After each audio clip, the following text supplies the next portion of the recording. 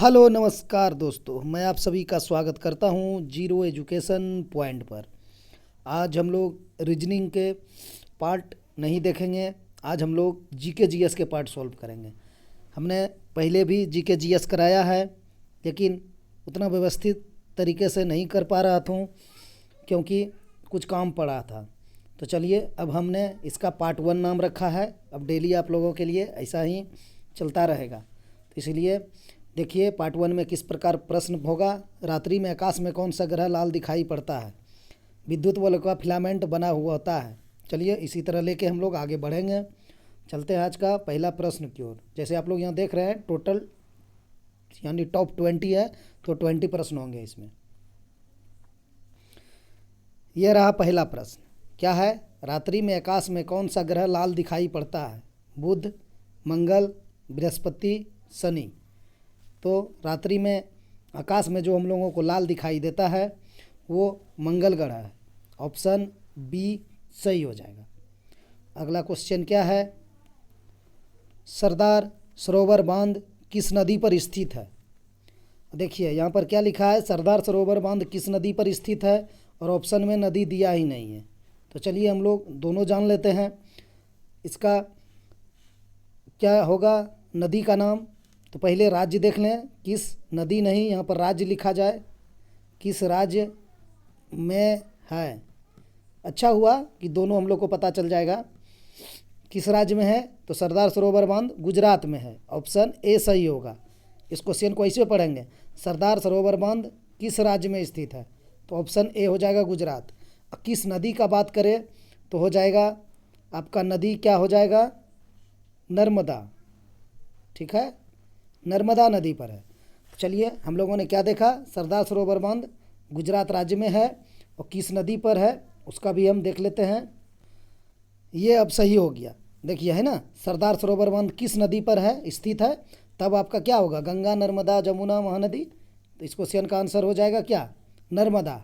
यहाँ पर option B सही हो जाएगा। तो सरदार सरोवर बांध पूछे तो नर्मदा नदी पर, और राज्य पूछे तो गुजरात में।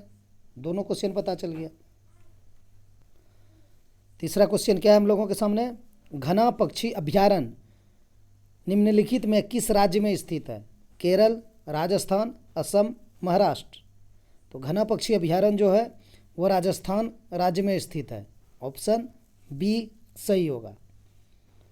चौथा क्वेश्चन है, रोबर्स कप का संबंध है। ठीक, कहने का मतलब रोबर्स कप संबंध है किससे? टेनिस से, बास्केटबॉल से, वॉलीबॉल से, फुटबॉल से। तो रोबर्स कप का संबंध फुटबॉल से है। ऑप्शन डी सही होगा। अगला क्वेश्चन कह रहा है, नोबेल पुरस्कार कितने क्षेत्र में दिए जाते हैं? ठीक, तो कितने क्षेत्र में दिए जाते हैं? 5, 6, 7, 8। तो नोबेल पुरस्कार 6 क्षेत्रों में दिए जाते हैं। ठीक है, 6 क्षेत्रों में दिए जाते हैं। अब कौन कौन सा क्षेत्र है वो लिख देते हैं हम। आपका हो जाएगा शांति, शांति होगा एक। दूसरा साहित्य, साहित्य हो गया 2। तीसरा चिकित्सा, चिकित्सा हो गया। ठीक है, उसके बाद अब चलिए भौतिक, भौतिकी। उसके बाद रसायन, भौतिक रसायन हो गया। क्या लिखें? अर्थशास्त्र एक ठो बचा हुआ है, अर्थशास्त्र। कितना हो गया? शांति 1, साहित्य 2, अर्थशास्त्र 3, रसायन 4, भौतिक 5, चिकित्सा 6। 6 हो गया, 1, 2, 3, 4, 5, 6। तो यही 6 क्षेत्र हैं जिसमें नोबेल पुरस्कार प्रदान किए जाते हैं। ऑप्शन बी सही हो जाएगा। चलिए अगला क्वेश्चन की ओर। हरिप्रसाद चौरसिया हैं एक प्रसिद्ध क्या हैं? तबला वादक हैं, बांसुरी वादक, सितार वादक, शहनाई वादक। तो हरिप्रसाद चौरसिया जो है बांसुरी वादक है। ऑप्शन बी सही हो जाएगा।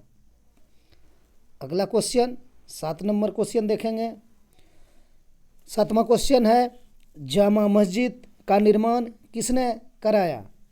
अलाउद्दीन खिलजी, शाहजहां, औरंगजेब, शेरशाह सूरी। तो हम लोग जानते हैं जामा मस्जिद का निर्माण शाहजहां के द्वारा कराया गया था। ऑप्शन बी सही होगा। अगला क्वेश्चन है, मानव द्वारा निर्मित प्रथम संश्लेषित रेशा था? Nylon, polyester, rayon, terricot. तो मानव द्वारा जो प्रथम संश्लेषित रेशा था वो रेयॉन था। ऑप्शन सी सही होगा। 9th क्वेश्चन है, चिपको आंदोलन आरंभ करने वाला व्यक्ति है? एम.जी. पुरोहित, बाबा आमटे, सुंदरलाल बहुगुणा, बाबा सुंदरानंद। तो चिपको आंदोलन की शुरुआत यानी आरंभ करने वाला व्यक्ति सुंदरलाल बहुगुणा। ऑप्शन सी सही हो जाएगा। ये उत्तराखंड के चमोली डिस्ट्रिक्ट से स्टार्ट हुआ था। ठीक है। 10वां क्वेश्चन क्या है, विजय घाट किस नदी पर स्थित है? कावेरी, घाघरा, यमुना, गंगा। तो विजय घाट जो समाधि स्थल है वो आपका यमुना नदी पर स्थित है। ऑप्शन सी सही हो जाएगा। विजय घाट किसका समाधि स्थल है? लाल बहादुर शास्त्री। ठीक है, इसका समाधि स्थल का नाम है विजय घाट, वो यमुना नदी पर स्थित है। ऑप्शन सी सही होगा। विद्युत बल्ब का फिलामेंट बना होता है? लोहे का, टंगस्टन का, ग्रेफाइट का, नाइक्रोम का। तो विद्युत बल्ब का जो फिलामेंट है वो हम लोग जानते हैं टंगस्टन का बना होता है। ऑप्शन बी सही होगा। 12वां क्वेश्चन है, मूल कर्तव्यों का वर्णन संविधान के किस अनुच्छेद में है? अनुच्छेद 51, अनुच्छेद 51 ए, अनुच्छेद 51 बी, अनुच्छेद 248। तो हम लोग को ज्ञात होना चाहिए कि ये जो मूल कर्तव्य है इसका वर्णन संविधान के 51 ए में है। ठीक, कहीं कहीं आपको लिख देगा अनुच्छेद 51 का क लिख देगा, तो वही चीज़ है, ए या क बात एक ही है। तो अनुच्छेद 51 ए में है मूल कर्तव्यों का वर्णन। चलिए अगला क्वेश्चन। अगला क्वेश्चन 13वां नंबर है, कह रहा है वायुमंडल की निम्नत परत कहलाती है? साफ साफ कह रहा है वायुमंडल की निम्नतम परत यानी निचली परत क्या कहलाती है?